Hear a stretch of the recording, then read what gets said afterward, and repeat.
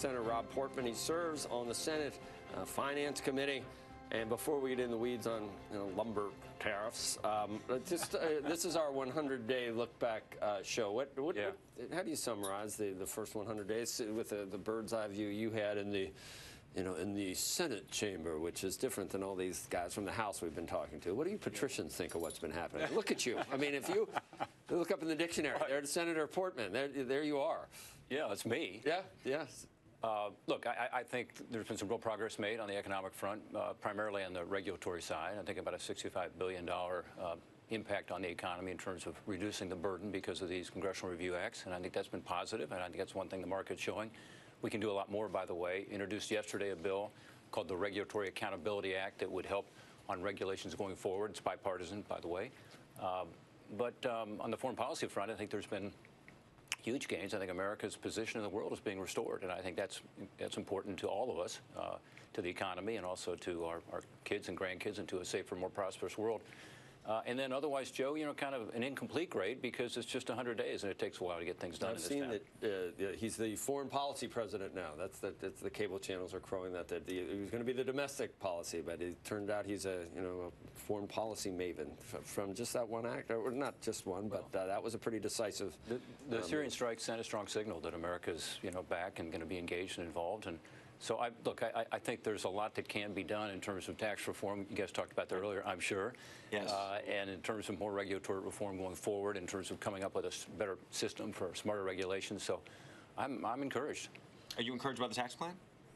Yeah, I'm encouraged that we're doing it, Andrew, because, you have the administration now putting out a proposal which, frankly, kind of puts them in a position where they've got to figure out how to get this done, which is a good thing for the country. With the Obama administration, it was frustrating. The three of us talked about tax reform over the last 8 years several times, and, we had some good ideas. And, in fact, some Democrats and Republicans, including me, had come together with some ideas on repatriation. We could never, kind of get the administration as engaged as they need to be to get something done. Right, they gave passing, maybe 26, maybe bring it. They never pushed it. They never used a bully pulpit. They never, it was never a priority because gun control and climate change was the priority every single day. The Republicans blocked the whole thing from day one. And this comes out on one piece of paper that, we should be happy, as I said. So you think that tax reform was a big priority of the Obama administration? Simpson and Bowles a big priority? That was his own saying I think it was realistically, I think. Even push Simpson Bowles. He had no interest in that. Referee this. Here's the problem. With the Obama administration, Andrew, there was a commitment to tax reform, but it included about a $2 trillion tax increase. And that was in every one of his budgets. And I understand that there's an ideological difference. And this comes with a commitment to a $2 trillion deficit increase. So let's talk about. Not necessarily. I think we can do this in a deficit-neutral way. It would require us to use the right baseline, which should include things that are in the code, like bonus depreciation, which helps. And it should include a score that actually reflects the reality of how taxes affect people's behavior. The Joint Tax Committee, you think, will get to the position where they say, okay, this is something we can move forward with? I mean, they have a macroeconomic score. In fact, they have 3 models that they use. And it's, some people call it a dynamic score. But you Senator, should look blowing back out the deficit, it's not going to pass muster with the Democrats. I just want to let you know that right now. It's not going to fly, damn it. It's just not going to fly. They're not the party that's going to allow that. We don't need to do that because our tax code is so broken that by fixing it and coming up with pro-growth policies, we're actually going to generate more revenue. We can show that through a dynamic model. So do you think you can show that at these rates? Well, it depends on what the other preferences end up doing. I mean, in other words, we don't talk about deductibility of interest in this proposal. There's no discussion of what you do with depreciation. I mean, there's lots of other factors you got to consider in terms of getting to a score.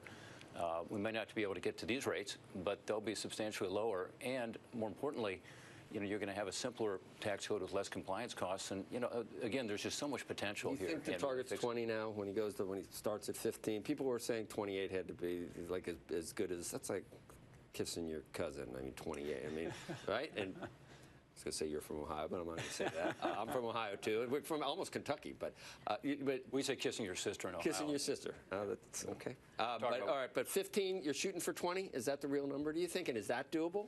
On the C Corp side, maybe, that would be a huge improvement. And again, it depends on what else you're talking about. If you take away other pro-growth elements of the code, including I mentioned bonus depreciation. You've already got your paperwork for your LLC. Andrew's already got his pass-through. I already have an LLC. He's already does. We're all going to be one. I'm going to be. right? I mean, is that going to work? How are you going to? Well, you do actually S corp. You do have to be concerned about that because if you have a huge differential between the individual rate and the pass-through rate, there'll be some incentive to incorporate. But I think we can deal with that. The fact is, this is exciting because we're talking about pro-growth tax reform, and this is the way to get wages up. I mean, this is not about the businesses and the boardroom. This is about the workers. I mean, all the studies have shown the same thing, which is the benefit's going to be higher wages, more jobs, economic growth, better benefits for workers. And, you know, we are in a position where we are losing out because the rest of the world has caught on to this. Is it best you can hope for 10 years, though, and 51 votes and reconciliation? No, Really? No, it should be permanent. And that's doable? The problem with 10 years is that when you're talking particularly about international business tax reform, you can't make it subject to a 5-year phase-out and then or a transition. To make it permanent, you need 60 in this. Well, or you make it deficit neutral. But to make the math work, it's very complicated given what's, and I'm being generous. It's always given complicated. No, but I'm saying given the numbers that have been proposed, you can't do these numbers and make the math work. Well, I've looked at the numbers a lot, as we've talked about in the past, and again, it depends on what you do with the other preferences. It depends on what the score is. You know, if you use a dynamic score. Even if you use a dynamic score. If it's really pro-growth tax reform, I think between $700 billion and $1 trillion of headroom would be in the proposal for more tax relief. I really do, because this is the kind of tax reform that all economists agree, right, left, or center, would generate more economic activity. And then second, depends on what the baseline is. This, you know, to get into budget wonkiness, I'm a former OMB director, as you saw, Mick Mulvaney was on here, but if you start with a policy baseline, meaning you assume, I mentioned bonus depreciation is going to be in the code permanently, which, by the way, is very likely, and that's probably the right thing to do policy-wise. If you use that, you have some more headroom, probably $400 to $500 billion over 10 years. So it gives us the opportunity to do pro-growth tax reform without running afoul of the '74 Budget Act, which says you got to keep it within those 10 years. And let's not make it temporary. I mean, we did that once. That was 2001, 2003. And particularly on the business side, I agree. It doesn't allow companies to plan. They need the predictability. Senator Portman, thank you. Thanks, guys. Thank you. Great to see you here. Thanks for coming to see you. Light a fire when you're here, okay? You got to come more often. We're lighting. We're lighting. Let's get things done. It's frustrating. Let's get things done. 3 hours here, and we're you know. No. If you guys light the fire, it'll help us get things done. I can't imagine you get any help on this. I don't know how you get 60. You're going to get no help with. We may not. We should try. By the way, we should try to make it bipartisan. If we can't, you know, we got to make it deficit neutral and be sure that it's not temporary, it's permanent, and that it helps create more jobs and increase wages. That's the idea here. Senator, thank you for your time. Thanks, Becky. Good to see you again. Good to see you too.